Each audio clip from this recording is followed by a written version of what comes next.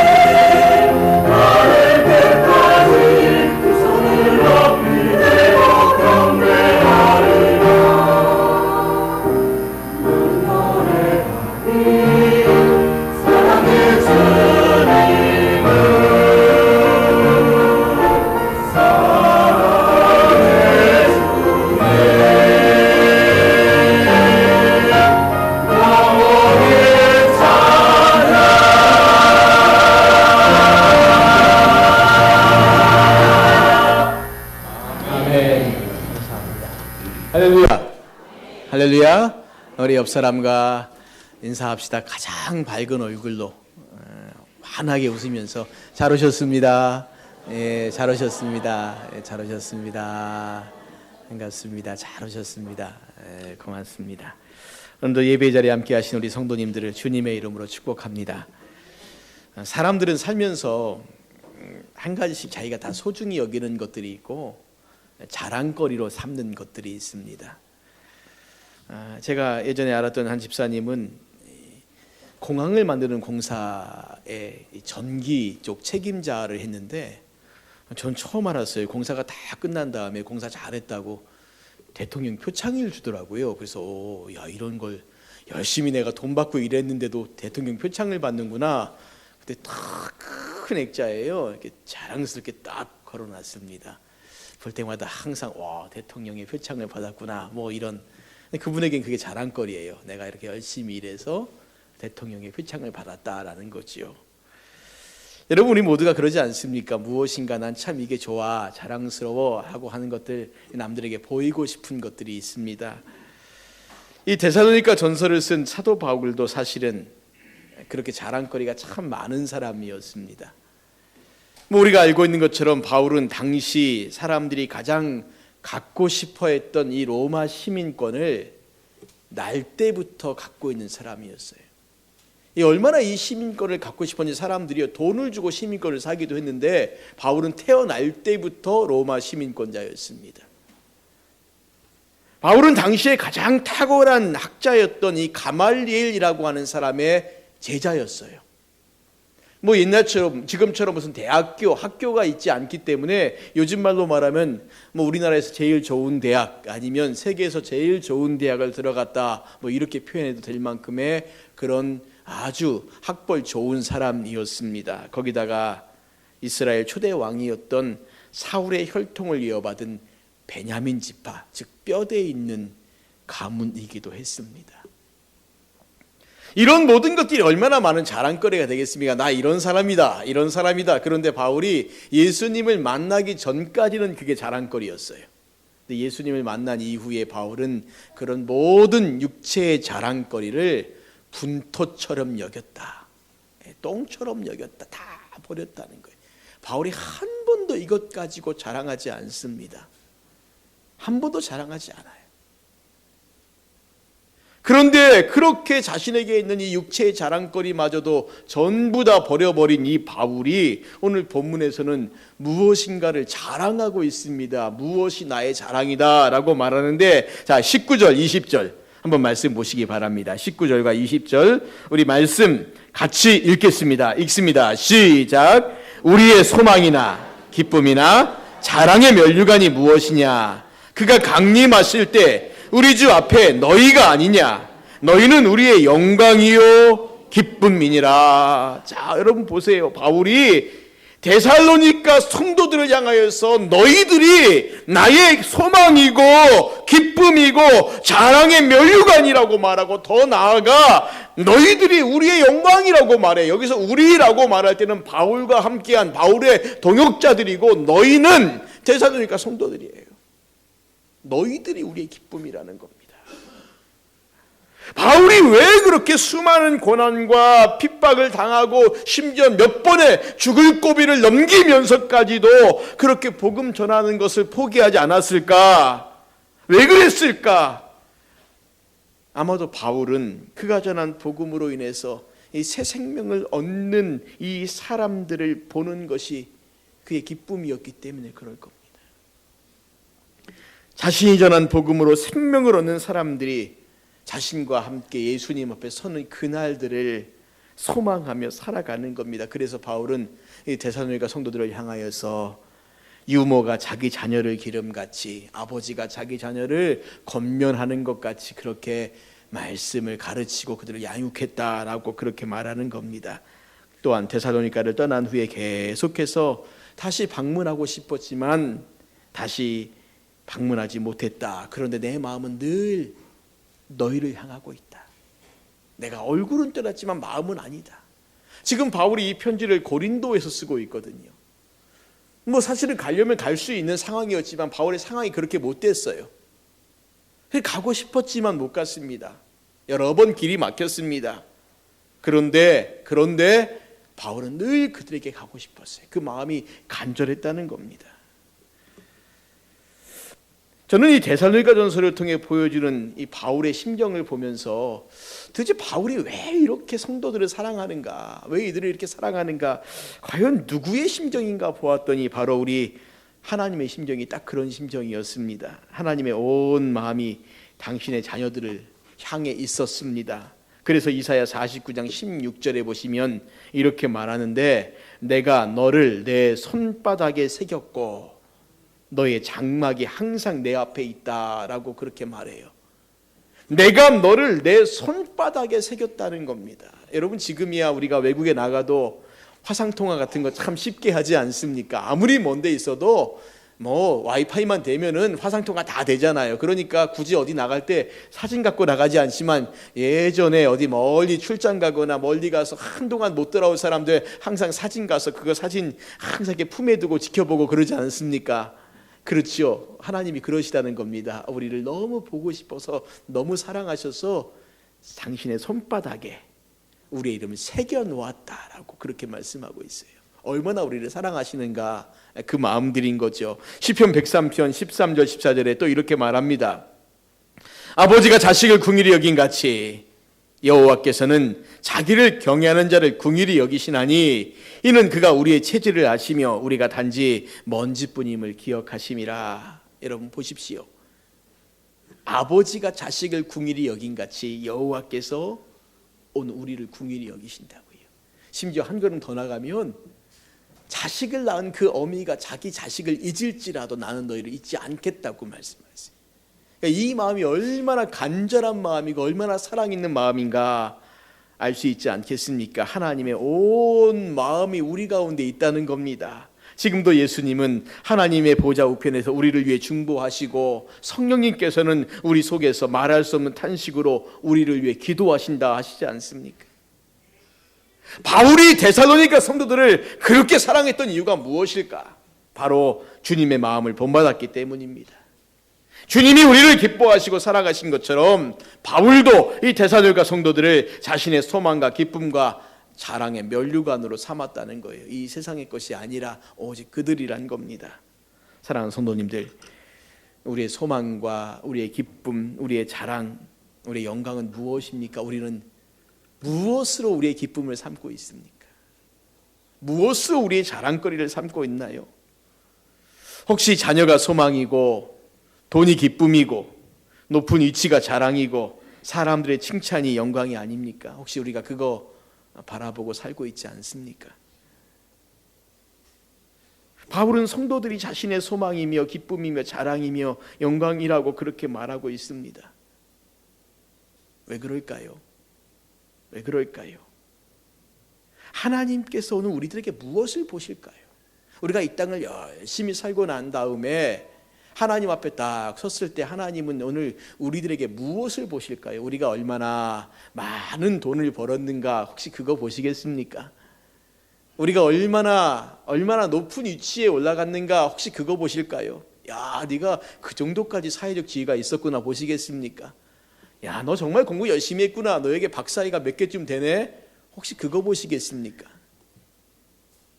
아니면 저 같은 목사들에게 야, 너 정말 큰 예배당을 짓고 왔구나. 건물 잘 졌다. 수고했다. 혹시 그렇게 말씀하실까요? 하나님 우리에게 그거 보시겠습니까? 아니요, 그거 보시지 않습니다.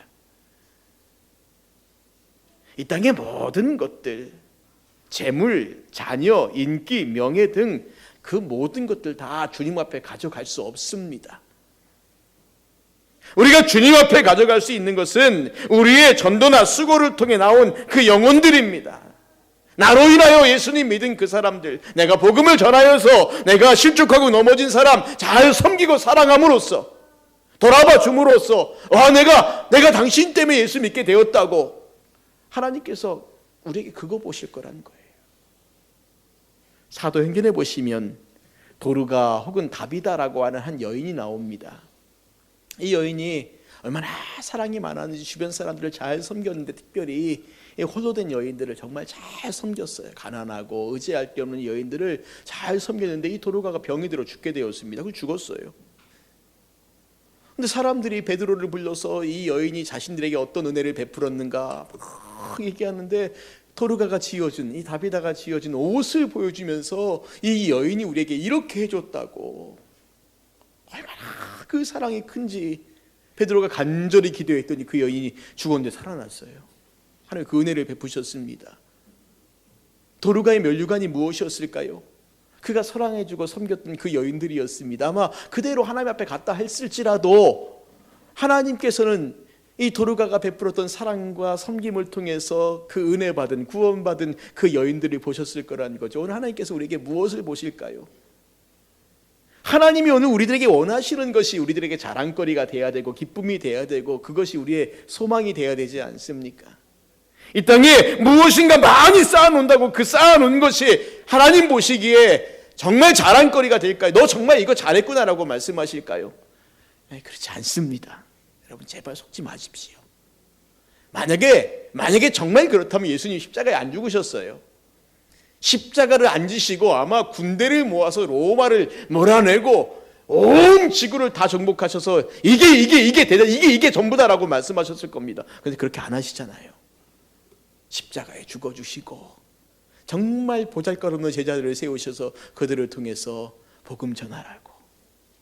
제자들이요 그 복음 들고 나가지 않습니까? 매 맞고 두들겨 맞고 심지어 순교하고 이런 일들을 당하면서도 그 한 영혼 바라보면서 나아갑니다. 왜? 주님의 이 땅에 오심의 목적이 거기 있으니까요.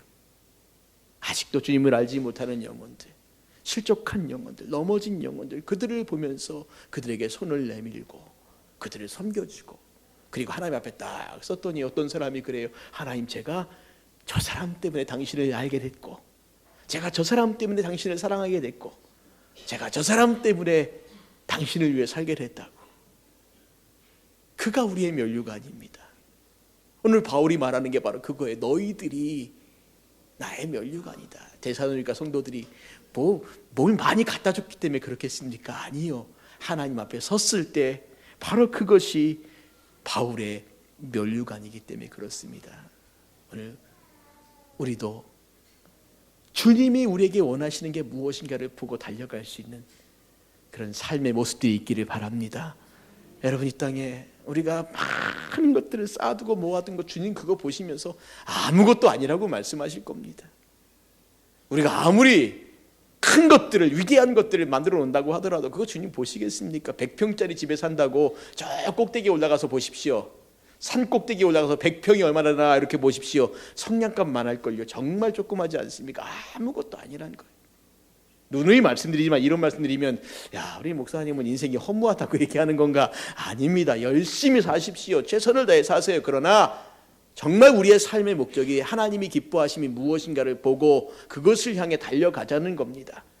우리의 삶의 목적이 이 땅에 있는 것들 보면서 달려가지 말자는 거지요. 높은 위치와 많은 재물과 건강과 그것만이 우리의 목적이 되어서는 안 된다는 것을 말씀드리는 겁니다. 자, 그러면 왜 바울은 이 데살로니가 성도들을 그렇게 자랑스럽게 생각했을까요? 달리 표현한다면 이 데살로니가 교회 성도들이 바울에게 그렇게 자랑스럽게 여겨질 수 있게 된 이유가 무엇이냐라는 겁니다. 자, 그것은 먼저 그들이 바울이 전한 말씀을 하나님의 말씀으로 받았기 때문입니다. 13절 말씀 보실까요? 우리 말씀을 같이 한번 읽겠습니다. 13절 말씀 읽습니다. 시작. 이러므로 우리가 하나님께 끊임없이 감사함은 너희가 우리에게 들은 바 하나님의 말씀을 받을 때에 사람의 말로 받지 아니하고 하나님의 말씀으로 받음이니 진실로 그러하도다. 이 말씀이 또한 너희 믿는 자 가운데에서 역사하느니라. 아멘. 자, 보세요. 바울이 데살로니가 성도들을 자랑스럽게 여기고 그들을 기쁨으로 여길 수 있는 이유가 뭐냐면 그들이 바울이 전한 말씀을 하나님의 말씀으로 받았기 때문이라는 겁니다. 바울의 말을 그저 유익한 말 정도가 아니라 하나님의 말씀으로 받았다는 거죠. 그렇게 될 수 있었던 것은 물론 바울이 하나님의 말씀만을 전했기 때문이기도 하지만 그들이 바울이 전하는 말씀을 하나님의 말씀으로 받기를 기뻐했기 때문이라는 겁니다. 여기서 이 받았다라는 말은 헬라어로 에덱사스테라는 말을 쓰는데요. 이 말이 주관적으로 개인적으로 받아들였다라는 말입니다. 설명을 드리면 이런 말이에요. 우리가 어떤 것을 객관적으로 받아들인다라는 말은 남들이 그러니까, 대중이 그러니까 그냥 아무 생각 없이 그냥 받아들이는 것입니다. 다 하니까 나는 생각해보지 않았는데 사람들이 전부 그쪽으로 가요. 그러면 나도 하고 따라가는 겁니다. 군대 가면 참 재밌는 게 저는 사병 생활을 했지만 장교들이 그런 얘기를 합니다. 그 부대의 부대장, 사단장이 됐든 연대장이 됐든 대대장이 됐든 누군가가 예수님을 잘 믿는 교회 장로님이나 집사님이면 그 밑에 있는 모든 장교들이 다 교회를 나간다는 거예요. 눈치 보는 거죠. 그렇죠. 자기가 이게 정말 그러한가라고 진지한 고민 없이 사단장이 가니까, 연대장이 가니까 우 하고 따라가는 겁니다. 그러다 그 연대장이 다른 부대를 가면요, 안 가요. 예, 가지 않습니다. 왜 그렇습니까? 우 하고 가니까 자기 생각은 하나도 없이 가는 겁니다. 이게 객관적으로 받아들이는 겁니다. 주관적으로 받아들인다는 것은 무엇이냐면 내가 개인적으로 동의하고 의지를 가지고 받아들이는 겁니다. 가족들이 교회 다 가니까 에이, 어쩔 수 없이 따라가자. 아니요, 그렇지 않습니다. 친구 따라 교회 가는 것도 아닙니다.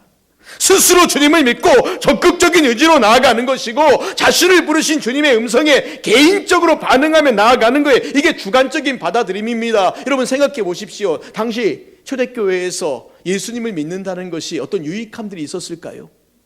개인적인 유익함이 있었을까요? 사회적인 유익함이 있었을까요? 아닙니다.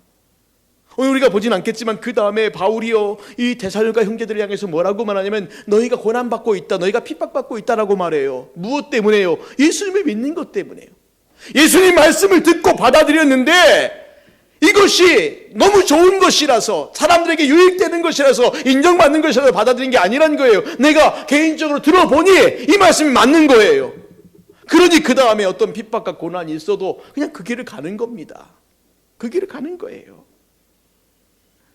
우리가 왜 그렇게 개인적으로 말씀을 듣고 받아들이고 나아가는 게 중요하냐면, 우리가 그렇게 하나님 말씀을 받아들일 때, 주관적으로 받아들일 때 하나님께서 그 말씀으로 말미암아 우리에게 구원과 거룩한 삶을 살도록 해주시기 때문에 그렇습니다. 그래서 이 데살로니가 성도들은 말씀을 들음으로 믿음을 가지게 되었고, 그 믿음은 그들이 들은 말씀이 바울이라는 인간의 음성이 아니라 하나님의 말씀이라고 분명히 확신하고 있었기 때문입니다. 때문에 바울은 데살로니가 성도들이 복음을 전하는 사도들을 바라보는 것으로 그치지 않고, 눈을 들어 사도들이 통해 역사하시는 하나님 바라보고, 사도들이 전한 말씀을 하나님의 말씀으로 받아들였다라는 점에서 그들을 칭찬하고 있는 겁니다. 너희가 참 잘했다는 거예요. 13절의 후반 마지막 절에 보면 또한 너희 믿는 자 속에서 역사한다라는 말씀이 나오지 않습니까?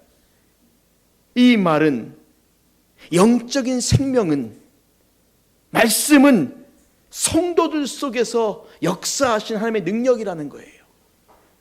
이때 역사한다는 말은 에너지를 공급한다 이 말인데, 하나님의 말씀은 바로 성령께서 에너지를 공급함으로써 나타나는 능력이다. 이것을 우리에게 분명하게 보여주고 있습니다. 그래서 1장 5절에 보시면 우리에게 이렇게 말합니다. 이는 우리 복음이 너희에게 말로만 이른 것이 아니라 또한 능력과 성령과 큰 확신으로 된 것임이라.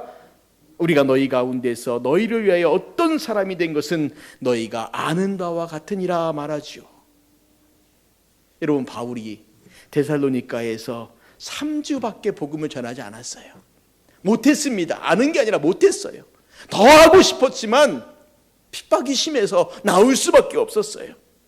그런데 보십시오. 얼마나 웃긴 일이 벌어지냐면, 같은 말씀을 들었는데 누구는 하나님의 말씀으로, 누구는 인간의 말로 받았다는 사실입니다. 그러니 누구는 믿음을 가졌고 누구는 핍박을 했습니다.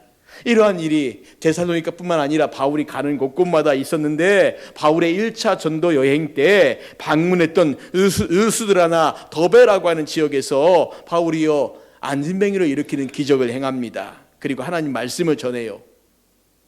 너무 신기한 것은 안진뱅이가 일어나고 하나님 말씀이 선포되었는데 바울이요, 이 루스드라에서 돌에 맞아 죽을 뻔합니다. 물론 어떤 사람들은 그 복음을 듣고 교회를 세웠고, 심지어 여기서는 디모데가 바울의 제자가 됩니다. 복음이 전하여질 때마다 항상 반응이 갈렸다는 거예요.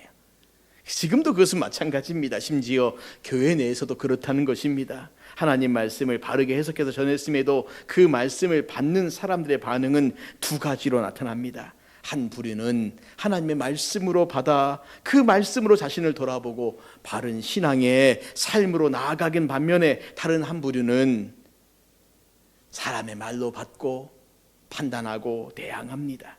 그 이유는 자신의 세속적 이익에 적합하지 않기 때문이죠. 성령이 임하시고 처음 베드로가 복음을 들고 나갔을 때 베드로의 설교를 들은 사람들의 반응이 이랬어요. 그들이 말씀을 듣고 마음에 찔려 우리가 어찌할꼬, 그리고 예수님을 믿었어요. 얼마 안 있다가 스데반이 똑같이 성령 충만하여 말씀을 전합니다. 사람들이 마음에 찔렸어요. 그런데 이를 부득부득 갈면서 스데반을 돌로 쳐 죽였습니다. 베드로의 설교와 스데반의 설교가 똑같아요. 여러분 한번 읽어보십시오.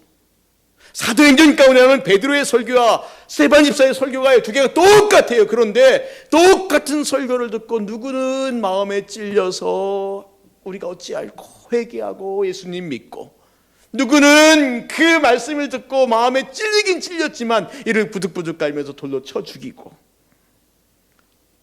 이게 말씀을 들을 때 사람들의 모습들이라는 겁니다. 그래서 성도에게 있어서 가장 큰 복이 뭐냐면 하나님의 말씀이 하나님의 말씀으로 들려지는 거예요.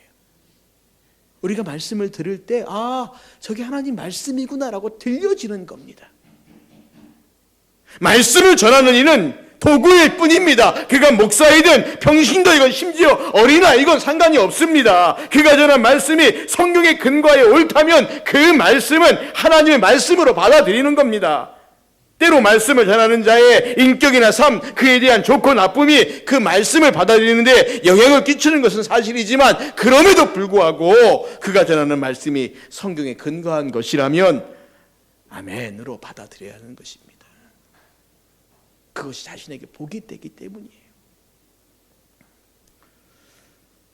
우리나라 장로교에서 조직신학으로 모든 것을 완성시키셨던, 물론 그 외에 또 발전이 되어가고 있지만, 이 박형용 목사님이 신학교에서 학생들을 가르치고 교회에서 목회하실 때 항상 오후 예배나 수요 예배 가운데 그 교회 전도사님이 이렇게 설교를 할 때가 있으면 항상 맨 앞에 앉아 설교를 들었답니다. 전도사님 나이가 기껏해야 20대나 30대 초반 됐겠지요. 그리고 자기 제자입니다. 근데 그 위대한 학자가 그 앞에 딱 앉아있으면 전도사님이 설교할 때 얼마나 떨겠습니까? 부들부들 떨겠지요. 근데 꼭 맨 앞에 앉으셨대요.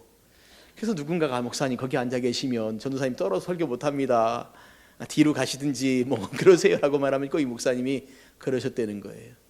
저 전도사님의 입을 통해서 하나님께서 내가 깨닫지 못한 어떤 말씀을 주실지 모른다. 그러니까 늘 누구의 입에서 그 말씀이 나오건, 어린아이건 내 제자건 하나님 말씀으로 그것을 듣고자 하는 애씀이 있었다는 거지요.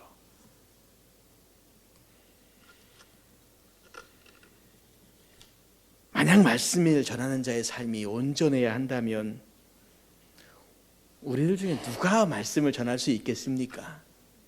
저도 설교를 하면서 때로는 제 스스로 걸리는 문제들이 있을 때가 있습니다. 그래서 이 문제를 내가 해야 되나 말아야 되나 이런 고민할 때가 있어요. 그래서 마음속으로 설교를 준비하면서 너나 잘해라, 먼저 너부터 돌아봐라, 늘 이런 마음 때문에 항상 그것이 저의 발목을 잡을 때가 있습니다.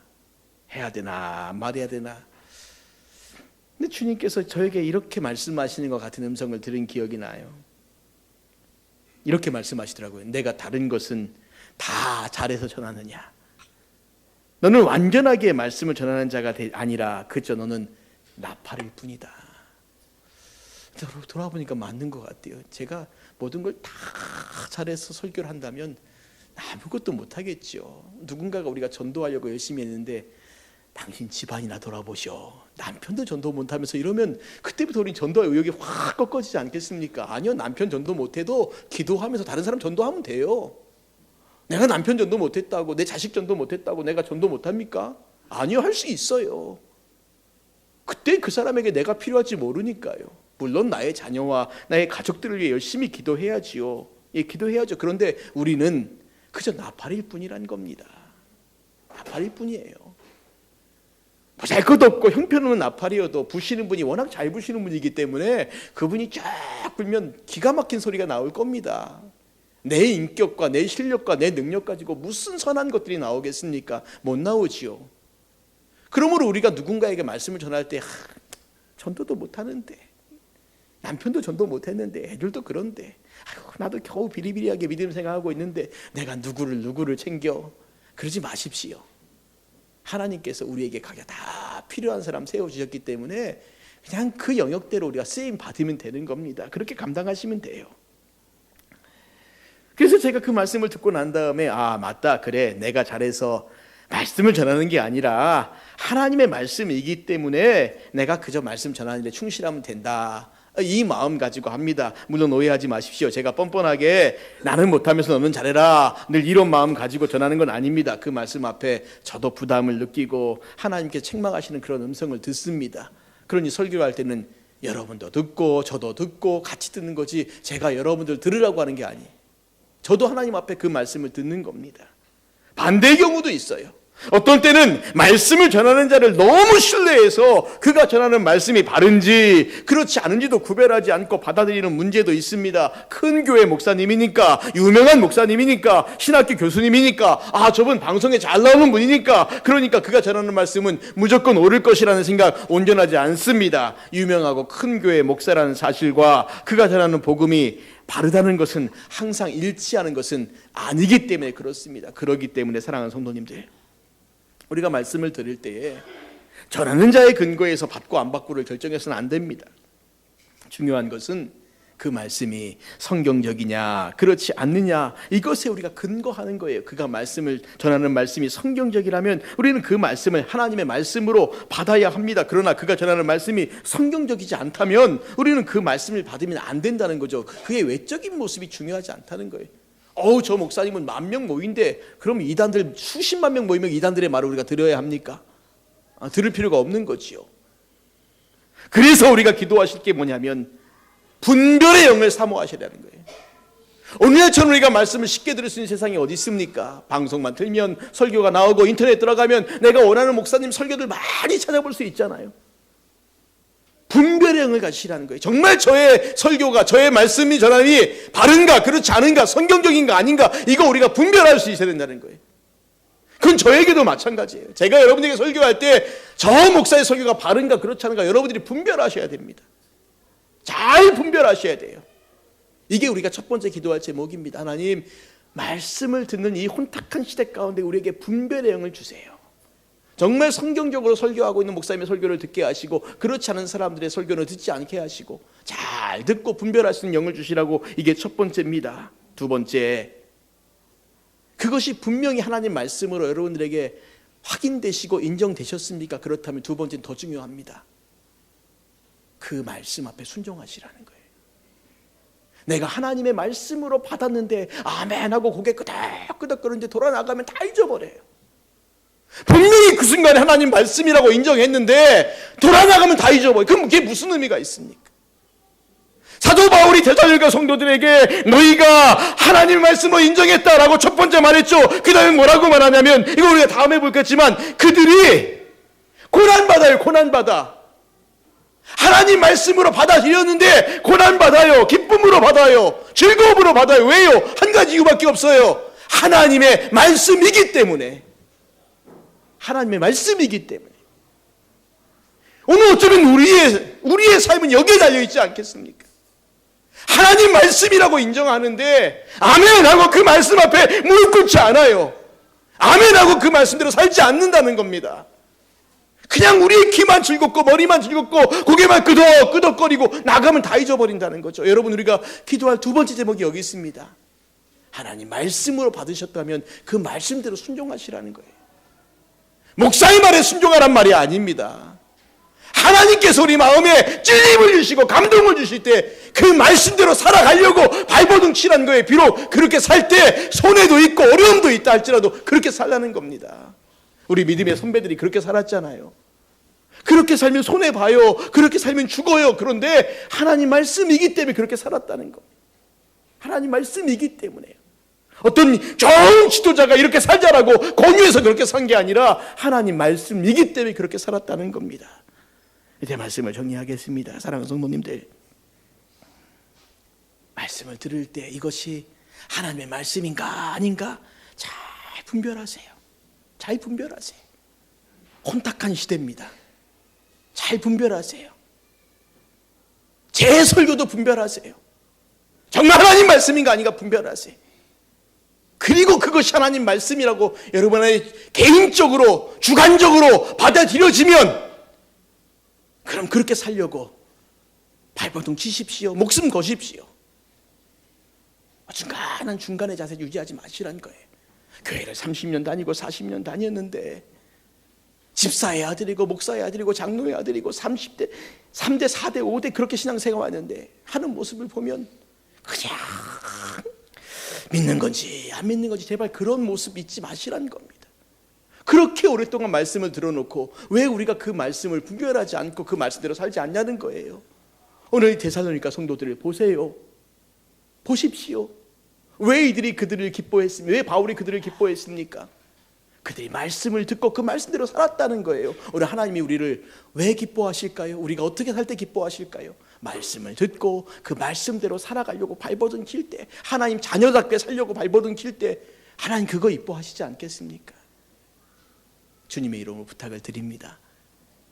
말씀을 듣고 그것이 하나님 말씀이구나 주관적으로 믿어지신다면 그 말씀대로 살아가시는 그 주님의 길을 따라가는 생명의 길을 걸어가는 저와 여러분 되시기를 주님의 이름으로 축원을 드립니다. 우리 시간 같이 찬양하겠습니다. 내 모든 소원 기도의 제목, 우리 1절만 찬송가 452장 1절만 우리 같이 천천히 가사를 생각하면서 이것이 우리의 소망 되기를 우리 같이 기도하는 시간 갖겠습니다. 내 모든 소원 기도의 제목, 예수님 닮기 원함이라.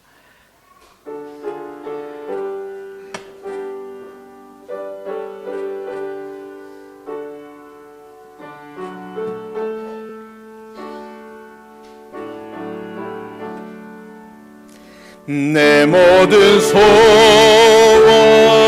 기도의 제목, 예수님 닮기 원함이라.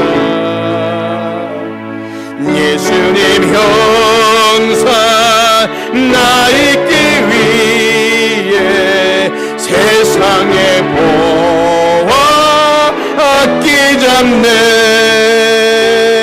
예수님 닮기 내가 원하네. 날 구원하신 예수님을 내 마음속에 책임보고사 주님의 형상 인지. 우리 한 번 더 하면 내 모든 소원, 내 모든 소원 기도의 제목, 예수님 닮기 원함이라. 예수님 형상 나 있기 위해 세상의 보화 아끼지 않네. 예수님 닮기 내가 원하네. 날 구원하신 예수님을 내 마음속에 책임도도사 주님의 형상 인치소서. 여러분 이 시간에 우리가 두 가지의 기도 제목을 기도하시겠습니다. 첫 번째, 말씀을 들을 때 하나님 분별의 영을 주세요. 분별의 영을 주세요. 이 혼탁하고 어지러운 시절 가운데 우리가 말씀의 홍수라고 말한 이 시대 가운데 하나님 우리가 정말 하나님 말씀을 들을 수 있는 그런 영을 우리에게 허락해 주세요. 기도하시고, 두 번째는 하나님 말씀 앞에 우리가 하나님 말씀 앞에 순종하는, 듣고 잊어버린 자가 아니라 말씀을 듣고 예수님 닮기를 소망하며 그렇게 우리가 주님을 닮아가는 삶, 사도 바울처럼 이 땅에 있는 모든 것들 분토처럼 여기며 오직 주님만을 닮아가는 삶, 주님만을 자랑거리로 삼는 그 삶 우리가 살게 해달라고 같이 우리 교회와 특히 한국교회를 위해서 우리 합심하여 기도하겠습니다. 같이 기도합니다. 하나님 아버지 은혜를 감사합니다. 오늘 우리가 주님 앞에 나와 같이 마음을 모아 기도하며 주님의 바라보게 하심을 감사합니다. 살아가면서 얼마나 우리가 많은 것들 주님 말씀대로 산다고 그렇게 기도하고 소망하는데 하나님 아버지 얼마나 많은 여인들 가운데 우리가 우리의 뜻대로 우리의 생각대로 살고 있습니다. 늘 하나님 말씀이라 하면서도 말씀에 순종하지 않고 그저 듣기만을 원하는 그런 모습